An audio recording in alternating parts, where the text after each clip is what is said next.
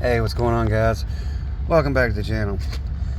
You got a scan tool and you're trying to read a check engine light, and the check engine light reader won't even come on, won't power on, and you don't have a set of external cords that you can hook to the battery so it can have an external power outlet. Well, in this video, I'm going to show you where the fuse is located in the fuse box for that F-150 or Laredo edition or the Heritage edition. Here's the fuses. Here's the one that come out of it.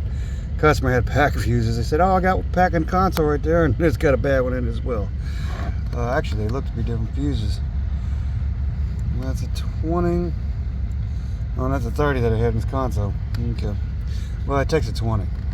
So when you get the kick panel removed, well, I'm sorry, the cover beside the kick panel removed, the fuse box cover removed, it's all the way in the very back. Right.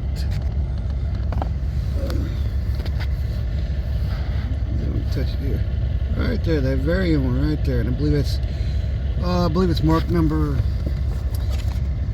Mine's drawing a blank. I think it's number 12. Oh, that's right, number 12. That very one right there. And it also, by the way, is a 20 amp fuse from the factory that goes in there.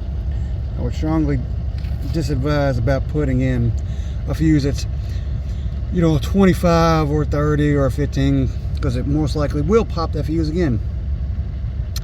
Alright, guys, hope you find this video useful. If you did, smash that thumbs up button, hit that bell button, subscribe to the channel. You have a great day.